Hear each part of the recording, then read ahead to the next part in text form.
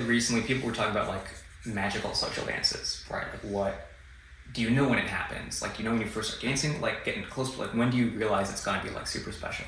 And I was like, well, honestly, like, you could have a super special dance and your partner like doesn't necessarily, right? So like, if you're dancing with someone who's less experienced, it could be the best dance of their week or their month, and you would never know it, right?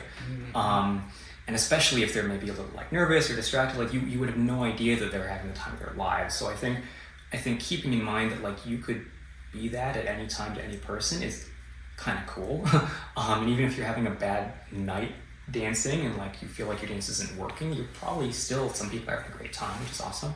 And on the flip side of that, like we do usually like dancing with like around our level the best. Like, sure, I'd love to dance with like the very, very best in the world, but honestly, there's gonna be all kinds of reasons that might be stressful or confusing, or like usually we gel the most with people around our own level. And I don't mean competitive level, just like, what we can make happen and things like that. So keeping in mind that, and like not rushing to dance with a certain big name pro, even if just I see if they're available, right? I don't need to rush and like wait in a queue and do that necessarily.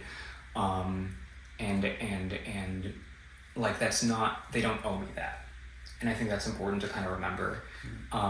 So it's kind of both sides of that, right? Like we should all like definitely, if someone is like dancing down, so to speak, to me, like I should be really respectful and thankful of that, because they're taking their time to dance me up. Even if we're just having a social dance, there are things I'm doing they're having to compensate for and think about, and they're not going to be able to express as much, and it is an act of generosity. So it's like, they don't owe me that. And it's not like people of a certain level only dance with each other, and it's like, I mean, yes, they're probably not just having more fun, but they're interacting in a whole different way, right? It's like speaking a different language than someone else, right? So it's more fun to have a conversation usually when you can understand things.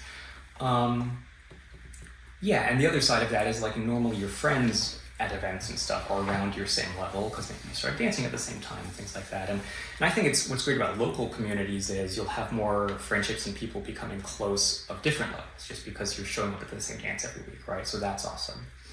But yeah, just kind of having that respect both ways, and like being generous and also being kind of like grateful, and keeping in mind that no one owes you anything, but at the same time, it's like you can really give someone something really special, and you might not ever